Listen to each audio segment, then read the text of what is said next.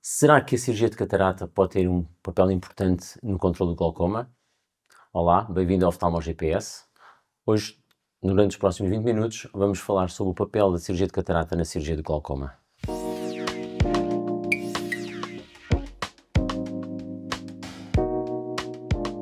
Olá, bem-vindo ao Oftalmo GPS, onde navegamos com clareza pelo mundo do glaucoma. Eu sou o Mário Ornelas, tenho comigo o Fernando Vaz. Nos próximos 20 minutos vamos falar sobre o papel da cirurgia de catarata no controle do glaucoma. Olá, Fernando. Olá, maravilha, tudo bem? Sim, é verdade, a cirurgia de catarata pode ter um papel na cirurgia do glaucoma, sobretudo nos glaucomas de ângulo estreito.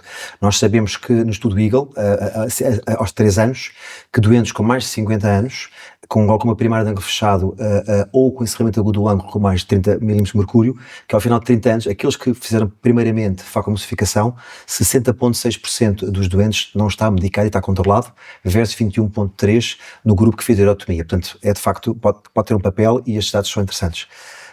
E temos connosco hoje aqui o Ricardo Bastos. Obrigado, Ricardo, por teres vindo. E vamos precisamente falar sobre isso, sobre a cirurgia de catarata no glaucoma. Com base neste estudo Eagle e com base na tua experiência, quando é que tu fazes uma cirurgia de catarata num doente com glaucoma primário de ângulo fechado? Quando é que fazes a iridotomia? Como é que tu geres isso? Muito bem, olá, bom dia aos dois, muito contente por estar aqui convosco a participar no Oftalmo GPS. Ora bem, se calhar antes de eu partir já aí para o sumo da questão, eu recuaria um pouco neste assunto que é a cirurgia ou a abordagem cirúrgica do glaucoma. Isto porque eu acho que partilhamos esta visão, há uns tempos falávamos nisso, eu acho que a cirurgia do glaucoma ainda aparece muito tarde. Sim, no decorrer da doença. Já muita medicação, uma superfície muito alterada. Completamente. E aparece tarde porque tem um estigma negativo, não é, associado, tanto por parte dos nossos colegas, oftalmologistas gerais, como também pelos doentes, ou seja, está tudo ligado ao risco de ter complicações e poder correr bem, claro. E nós não ganhamos muito em retardar esta cirurgia, não ganhamos muito porque o glaucoma é uma doença neurodegenerativa, por isso o que nós perdemos com a doença descontrolada nunca mais ganhamos. Sim, claro. E quando temos um doente que vem com mais fármacos, piores conjuntivas, como dizias, temos por um lado nervo óptico mais fraco, temos mais riscos cirúrgicos, mas por outro lado também temos menos sucesso cirúrgico, o olho aceita menos a nossa cirurgia. Menos condições para ser operado. Por isso, quando nós falamos em cirurgias com pós-operatório melhor, duração de tratamento mais rápido, como por exemplo a cirurgia de catarata, é sempre uma boa notícia, um bom apanágio para o futuro do glaucoma, bem como das MIGS, como falaremos mais adiante. Mas, e agora sim, avançando mais para a questão da cirurgia de catarata no ângulo fechado e até do estudo Eagle. O estudo Eagle foi fundamental para esta temática, não porque tenha sido, julgo eu, uma grande novidade. Nós já fazíamos. Quando vemos um ângulo estreito, um ângulo fechado, e o aspecto dele após uma iridotomia ou após uma cirurgia de catarata, nós vemos qual é que funciona melhor. Claro. Nesse aspecto o conceito estava lá. Agora vem-nos dar evidência, que é o que nós fazemos na prática clínica, né? A nossa medicina é baseada, por um lado, na evidência e no outro no bom senso. Sustentar aquilo que fazemos clinicamente e dar-nos mais apoio para continuarmos a fazer e melhorar. E então, nesses casos particulares, eu acho que foi fundamental. Quando temos um encerramento primário do ângulo com pressões altas, porque convém também falar nisso, os próprios autores do sugerem mais de 30 mm de mercúrio. Exatamente, eles sublinham bem isso. Isto é válido, estas conclusões são válidas para este tipo de doentes. Tensões altas, realmente menos fármacos, menos cirurgias filtrantes no futuro, sem dúvida. Em relação à iridotomia. 1.12, um bocadinho menos, baixa um bocadinho mais do que a iridotomia. Sim, a diferença não era grande, mas também havia um motivo para isso, é que eles não puseram limite no tratamento farmacológico nos doentes que faziam iridotomia, nem nos doentes também que faziam a cirurgia de catarata. O que eles tinham era uma pressão-alvo e conseguiam atingi-la melhor, com menos fármacos, no grupo da cirurgia de catarata. É extraordinário. Daí que a diferença também de pressões depois não seja muito expressiva, porque eles estavam livres de atuar. Agora, deixa-nos de parte alguns doentes, não é? Aqueles encerramentos primários do ângulo que não têm as tensões assim tão altas. Ou no caso dos glaucomas de ângulo fechado, que têm, por exemplo, uma doença avançada, que eles excluíram também da cirurgia de catarata. Moderado, sim, verdade. Só se aplicavam nesses casos. Se fossem avançados. O estudo Eagle falava em doentes com mais de 50 anos e sem cristalino opaco. E exatamente, não era cirurgia de catarata por catarata. Pronto. Por isso, até aí temos uma boa base científica e uma boa evidência. A partir de agora vem o nosso bom senso. Por isso, nesse aspecto, o que é que eu posso partilhar convosco? No fundo, o que eu faço na prática clínica, temos um ângulo fechado, não é? Um ângulo fechado, um ângulo estreito. temos uma percentagem grande de bloqueio pupilar nestes estudantes. Temos outras causas, mas temos uma percentagem grande de bloqueio pupilar. É a fisiopatologia. O que é que nós podemos fazer? Iridotomia ou cirurgia, uma das abrir quais... um ângulo, o que é que fazemos? Ou uma coisa ou nem outra. mais. Claro. Ou iridotomia ou uma cirurgia, que pode ser, por exemplo, a cirurgia de catarata que estamos a falar. Para além destas indicações clássicas ou típicas do estudo Eagle, o que é que eu penso? A partir do momento em que eu tenho só encerramento primário do ângulo, ou seja, que não tenho neuropatia glaucomatosa associada, normalmente não tenho o pé tão pesado para uma cirurgia de cristalino transparente. Mais invasivo, claro. Se tiver catarata, completamente diferente. Aí não é? avança-se à mesma. Mas se for só o encerramento primário do ângulo, se não tiver uma tensão muito exagerada, eu prefiro a iridotomia ainda assim. E falas antes e depois dos 50? Esse é o outro critério, depois a idade, não é? Imagina que nós já estamos... Se bem que 50 é jovem. Sempre, Eu faço essa sempre. ressalva. Olha, e o que eu acho? Estamos aqui todos quase a chegar aos 50. Cada vez mais os 50 me parecem São novos. os novos 30. À medida que o tempo passa, isso vai fazendo mais sempre, sentido. sempre, é estranho, mas é a teoria da relatividade. Mas à medida que nós perdemos, se calhar, a acomodação funcional... à sessão. Mas falamos assim, tiramos, Claro. à medida que nos distanciamos da acomodação funcional, Claro. se calhar a cirurgia de cristalino tem mais interesse, não é? Por isso, um primeiro critério, a ausência ou presença de lesão do nervo óptico, não é? A ausência, eu penso mais na iridotomia. Certo. Quanto mais jovem, mais penso também na iridotomia. Mesmo a EGS também diz o mesmo, é abaixo de 50, quase sempre iridotomia. Sim. Okay. E depois no outro extremo, se tivermos glaucoma já, de ângulo fechado, eu habitualmente penso mais na cirurgia de catarata, porque em princípio temos aqui, se o doente tiver uma idade mais avançada, a probabilidade de ter uma catarata, mesmo que não seja tão significativa, já é grande, Claro. a cirurgia de catarata faz sentido. Já perdeu a acomodação, portanto Isso. não será uma diferença muito grande quanto um doente que Tal e tem qual. entre 50 que ainda tem acomodação, vai perder algo e perde a qualidade de vida, não é? É isso. Claro. Se for um bocadinho mais jovem, por outro lado, temos um ângulo fechado. O que é que abre mais o ângulo? A cirurgia de catarata ou a iridotomia? A cirurgia de catarata. O facto de termos a íris próxima do trabéculo, mesmo que não nos dê sinéquias, altera-nos a função do ângulo. Se o doente ainda tem muitos anos para estar cá, o que é que me vai dar mais funcionamento do trabéculo no futuro? Se calhar a cirurgia da catarata, porque abre mais o espaço. Isso, à medida que avançamos na idade e na neuropatia, Pensas eu mais acho que na cirurgia de catarata faca emulsificação. Ok. E depois no extremo E se até... falamos de catarata, faca emulsificação com ou sem cristalino opaco? Exatamente. À medida que avançamos na idade e na gravidade da neuropatia, fico sempre mais descansado e notamos que os resultados tensionais são muito melhores. Ou seja, o procedimento inicial num glaucoma de ângulo fechado ou é um ou é outro, e depois a partir daí é que introduzes medicação e mais tarde, se falhar, cirurgia filtrante, algo mais eficaz. No fundo, nesse aspecto, a minha chega, digamos assim, perante os dados que temos é o que eu costumo seguir. Ok. E achas que também faz sentido a cirurgia de catarata num glaucoma de ângulo aberto? Que muitas vezes fala-se nisso? Sim, e é uma ótima questão. A cirurgia de catarata às vezes... Não foi programada, mas quase que parecia ensaiada.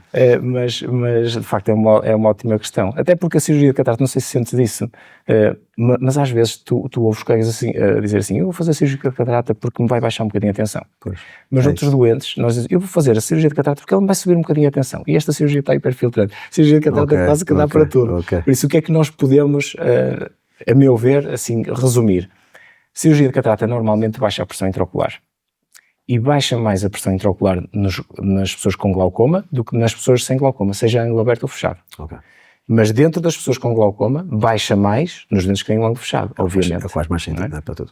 O efeito da cirurgia de catarata nos doentes com glaucoma de ângulo aberto é modesto.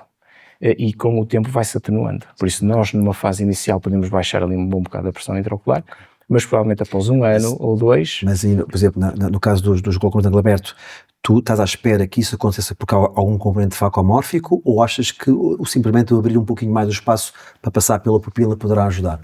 Sem dúvida que o efeito de lavagem, entre aspas, pode estar aqui a entrar em jogo, por isso o ângulo está aberto, mas há sempre uma lavagem, tal como quando nós fazemos, por exemplo, na pseudoesfoliação, aquela lavagem com irrigação e aspiração. Mas a verdade é que eu em tempos também estive a ver isso e não há ninguém que nos diga um mecanismo ao certo pelo qual isso acontece. Mas que se sabe que acontece, sabe. Agora, sempre um efeito mais modesto do que aquele associado ao ângulo fechado. Depois ainda temos outro fator confundidor, a meu ver, que é, deves-te recordar naqueles estudos dos MIGs iniciais em que eles tentavam comparar O MIG com versus FACO, o MIG FACO. Tu melhor, lembras-te... Facomig versus Faco. Versus Faco. Tu lembras-te da redução que tinha da cirurgia de catarata nesses doentes? Sim, É enorme. Tinha elas até Era dizem que enorme. mais valia quase fazer a Faco Pois, que os micos, claro. Mas porquê? Porque eles pegavam em doentes, lá está, com glaucoma, ou pelo menos com hipertensão ocular, ou seja, o trabeco não funcionava tão bem, e faziam um washout prévio da medicação. E nós também sabemos que a cirurgia da catarata vai baixar mais a tensão ocular quanto mais alta for a tensão no início, por isso temos esse fator confundidor. É difícil navegar com clareza também neste Nós tema. estamos quase a terminar, não é? Certo. Só uma última questão, porque está no videocast, muito resumidamente. Tu vês os MIGs como uma cirurgia redutora da pressão ocular ou poupadora de fármacos, ou seja, é uma cirurgia eficaz para controlar um glaucoma ou complementas uma cirurgia de catarata para tentar reduzir qualquer coisa ou tirar medicamentos? Sim. Uma resposta curtinha. Sim, curtinha. MIGs, minimamente invasivos, por isso, normalmente procedimentos de ângulo em que a tensão ocular final fica limitada à pressão E como episcleral. complemento da não é? cirurgia de catarata. Exatamente, por isso, ali por volta dos 14 será o alvo. Isso não dá para controlar um glaucoma que continua a evoluir mesmo com o tratamento médico, normalmente esses glaucomas precisam de tensões mais baixas. Claro. Por isso, nesse aspecto, eu não acho que seja a resposta nem o caminho para os MIGs, acho sim para reduzir fármacos, por exemplo. Eu acho que isso, sem dúvida, quando nós vamos fazer uma cirurgia de catarata a um doente que está polimedicado de 3 ou 4 fármacos, acrescentar um MIG é uma ótima política. Uma outra questão, mas aqui a questão é a questão de custo-eficácia. Tu sei que fazes a remoção do trabeco com uma faca, não tem grandes custos, mas se pusermos um implante poderá ser um custo maior. Como é que nós depois justificamos a um doente ou à instituição que trabalhamos que vamos pôr um implante um pouquinho mais que O tempo vai nos ajudar com isso, porque eu tenho essa sensação que todos os procedimentos destrutivos que nós façamos, eles no início até podem ser semelhantes àqueles de implante, mas a longo prazo não devem ser, porque tem a cicatrização. Ok. Não é? Já percebi. Aquele ângulo que nós trabalhamos, ou que destruímos e que abrimos, depois vai cicatrizar e encerrar. Acho que os MIGs valem mais por aí, porque naqueles doentes, as indicações clássicas da cirurgia do glaucoma são uma pressão intraocular que nós não conseguimos controlar. Não acho que os MIGs vão controlar isso. Nem uma baixo, cirurgia filtrante, 10, como uma filtrante, sim. Ou então, aqueles glaucomas, como eu falei, continuam a progredir apesar do tratamento, não acho que os MIGs vão ir. Intolerância à medicação, acho que os MIGs podem ir por aí. Para tiras que é um fármaco só, não muito mais. Por exemplo. Pode ser a primeira guina, pode fazer e depois diferença. mas isso o futuro é que nos vai dizer.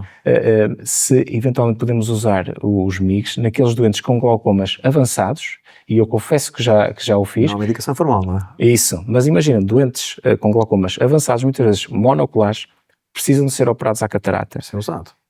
E o que fazer? Percebes tensões mais altas, apetece fazer uma trabeculectomia, se calhar, mesmo com todas as medidas, eu não pensava nisso. Isso é mas imagina, mais controverso ainda. Mais controverso. Um tema para outro claramente íamos precisar aqui de mais tempo para discutir, mais outros 15 minutos. Agora, no final do nosso videocast, Ricardo, o que é que nos trazes para a nossa rubrica em focos? Trouxe um artigo muito interessante, a meu ver, foi publicado na Oftalmologia e Glaucoma no ano passado, de um grupo sueco que tenta encontrar os parâmetros ideais para o SLT. Eu trouxe este artigo porque o SLT tem ganho uma importância enorme na nossa abordagem. Mas os parâmetros de standard? Exatamente, ou seja... Nós não vamos à procura do efeito e depois reduzimos, como habitual? Não, exatamente. Eles dividem os pacientes em 4 grupos, são 400 doentes, 100 para cada grupo. 2 grupos com SLT 180, que já não costumamos fazer tanto, e 2 grupos com 360. Dentro dos 180, um grupo fazem com energia baixa, que é aquela titulação que estavas a dizer, aumentar a energia até ver as bolhas e depois reduzir a 1. E o outro grupo, que é com alta energia a 180 graus, que é encontrar as bolhas e manter 50% a 75% dos disparos a ver as bolhas. E os outros 2 grupos, mesmo esquema, mas com 360 graus. E quais foram os resultados? O 360 graus com alta energia, sem mais complicações e com melhores resultados. Há 1 mês, 3 meses, 6 meses, até os 4 anos. Muda muito o paradigma, não é? Eu trouxe isso exatamente por isso. Eu mudei a minha técnica de SLT. Não só porque faz 360, como fazes, e os riscos de picos pós-lasers descrevem, não? Exatamente igual. Iguais, não há diferenças significativas entre inflamações, entre picos hipertensivos, e há diferenças estatisticamente significativas com a redução da pressão intraocular e com longevidade do tratamento. Muito interessante. Ok. As referências do teu artigo vão estar disponíveis nas publicações. Obrigado, Fernando, por ter estado aqui comigo. Muito obrigado. Muito obrigado pela tua presença. Obrigado. A tua simpatia, como é habitual. Obrigado. Chegamos então ao final do nosso videocast. Obrigado por ter estado connosco. O nosso videocast vai estar disponível nas plataformas habituais, no YouTube e no Spotify. Até ao nosso próximo episódio do Oftalmo GPS, onde navegamos com clareza pelo mundo da oftalmologia.